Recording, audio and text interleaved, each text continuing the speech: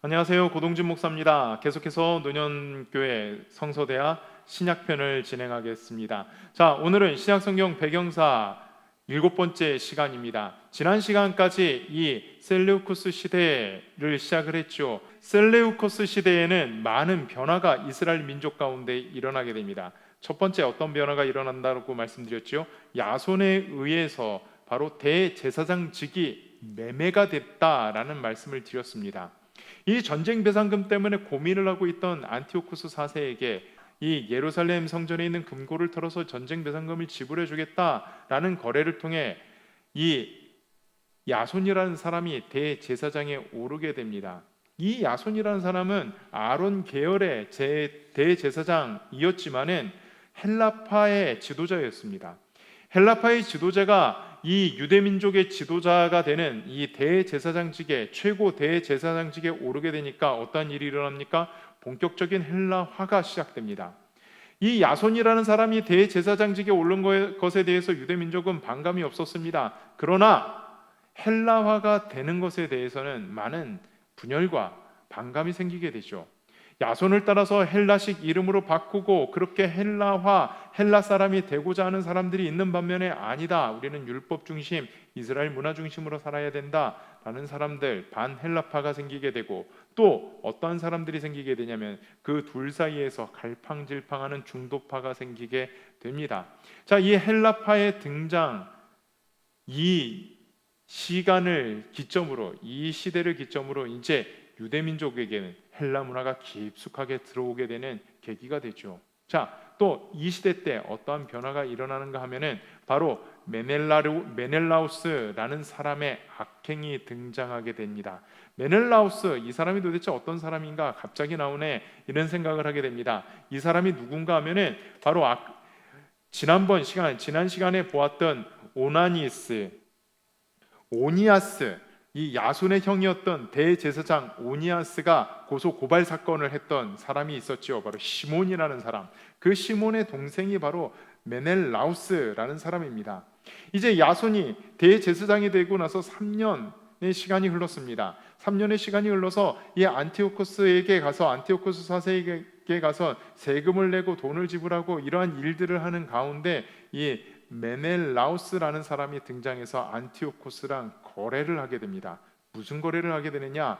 내가 이 야손보다 은 300달란트를 더 주겠습니다. 여러분, 안티오코스 이 사람에게 유대 종교, 이 유대인들이 믿고 있는 이 신앙, 여호와 신앙은 관심이 없었습니다. 이 안티오코스 4세에게 관심 있는 것은 로마와의 전쟁 배상금을 지불하는 것이었습니다. 그러니 어떻게 됩니까? 그래? 대제사장직 네가 해라, 메넬라우스 네가 해라 라고 하면서 넘겨주게 되죠.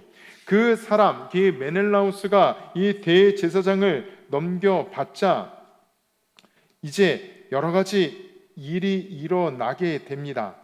어떤 일이 일어나게 되냐면 더욱더 강력하게 헬라화를 진행시킵니다. 야손보다 더욱더 강력하게 헬라화를 진행시키게 되고, 또 그뿐만 아니라 돈을 더 가혹하게 걷기 시작합니다.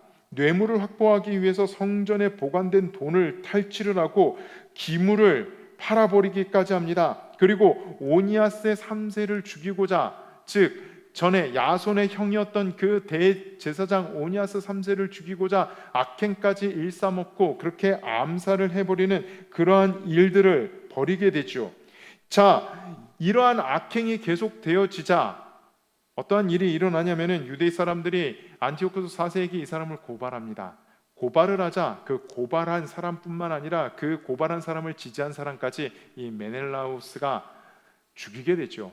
자, 이러한 와중에 어떠한 일이 또 일어나게 되냐면은 죽은 오니아스 4세의 아들, 오니아스 3세의 아들 오니아스 4세가 이 메넬라우스를 피해서 도망을 가게 됩니다. 어디로요?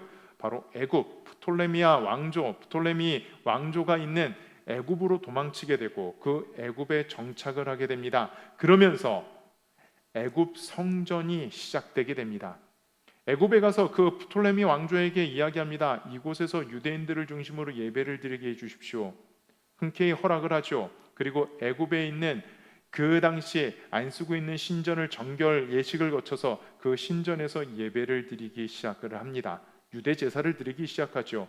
그래서 애굽 성전이 시작되고 나서 234년, 243년 동안 그 성전이 유지되는 역사가 일어나게 됩니다. 즉 유대 땅에는 더 이상 아론 계열의 정통, 혈통을 가진 아론의 혈통을 가진 대제사장이 존재하지 않게 된다는 이야기죠. 역설적으로 이사야 19장 19절에 나와 있듯이 이사야서 19장 19절에 나와 있는 예언처럼 애굽에서 하나님의 성전이 시작되는 역사를 보게 됩니다. 자, 또 어떤 일이 일어나는가 하면은 바로 유대교의 탄압이 일어나게 됩니다. 그 전까지 안티오쿠스 4세는 어떤 사건 전까지 안티오쿠스 4세는 대제사장직을 매매를 하면서 유대교를 탄압하지 않고 유대교 예배를 드리도록 하였습니다. 헬라화만 잘 진행되면 상관이 없었습니다. 그런데 이제 어떤 사건을 계기로 이 유대교를 탄압하기 시작합니다. 그것이 어떠한 사건이었냐면은 야손이 메넬라우스에 의해서 대제사장직을 잃고 나자 어디로 도망치게 되냐면은 암몬으로 도망쳐서 암몬으로 피신해 있었습니다. 근데 어떤 소식이 들리냐면은 시리아 전쟁이 일어났던 이 슬레우쿠스 왕조가 또다시 전쟁을 하게 되었다라는 소식을 듣게 됩니다. 왕이 출정을 하게 되죠. 안티오쿠스 4세가 출전을 하게 되었고 그 전쟁에서 이 안티오쿠스 4세가 전사했다라는 소식을 듣게 됩니다. 그 소식을 듣게 되자 암몬에 있었던 이 야손이 군대를 모아서 예루살렘으로 들어가게 됩니다. 즉 대제사장직을 다시 되찾아오기 위해서 군대를 모아서 들어가게 되죠. 군대를 모아서 들어가게 되는데 이게 웬일입니까? 안티오쿠스 4세, 죽은 줄만 알았던 안티오쿠스 4세가 살아서 돌아옵니다. 그 모습을 보고 경악을 해서 다시 도망가게 되죠.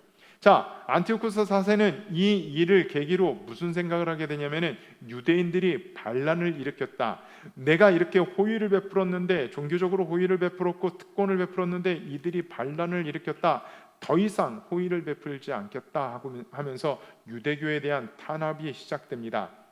그래서 유대교 예루살렘 성전에 무엇을 세우게 되냐면 제우스 신상을 세우게 됩니다.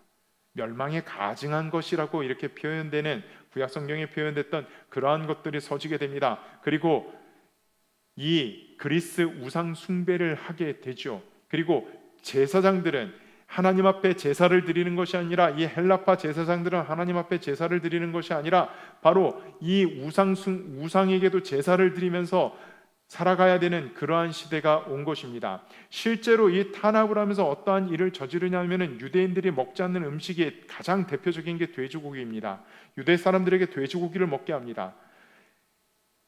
정결 예식을 거치지 않는 음식들을 먹게 하면서 그렇게 유대교를 탄압해 나가게 됩니다.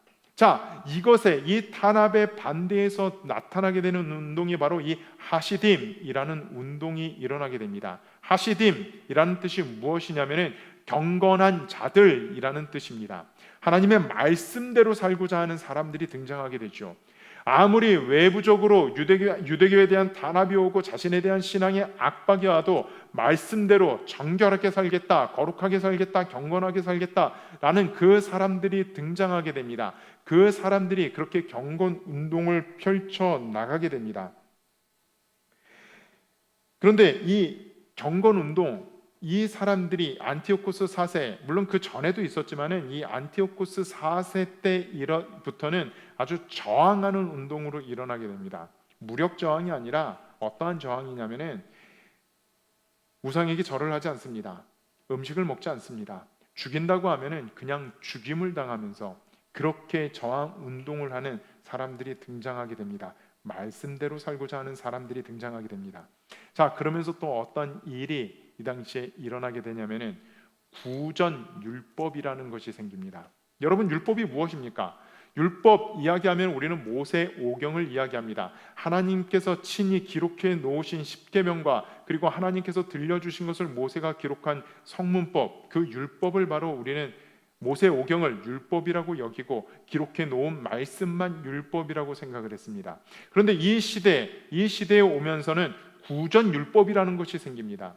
왜 이 구전율법이 생겼는가? 바로 이 율법을 지키기 위해서 울타리, 안전장치의 율법이 있어야 된다라는 생각을 이 사람들이 갖게 되는 거죠. 이 하시딤 운동에 가담했던 사람들이 갖게 되고 많은 유대인들이 갖게 되는 것이죠. 계속해서 헬라화가 진행됩니다. 안티오코스 4세의 박해가 진행됩니다. 유대교 신앙을 지켜야 되는데 이것을 도대체 어떻게 잘 지켜야 되는가? 안전장치들이 있어야 된다는 생각을 가지고 이 율법을 지키기 위해서 예비 율법들을 지키게 됩니다. 이것을 구전율법이라고 이야기합니다.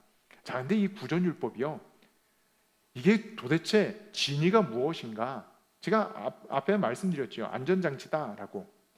그 당시 유대인들 이제 생각을 합니다. 아니, 하나님께서 주신 이 말씀만, 모세오경만 율법이지 당신들이 이야기하는 구전율법, 그게 무슨 율법인가? 당신들의 말 안 들어도 되지 않는가? 그때 이 사람들이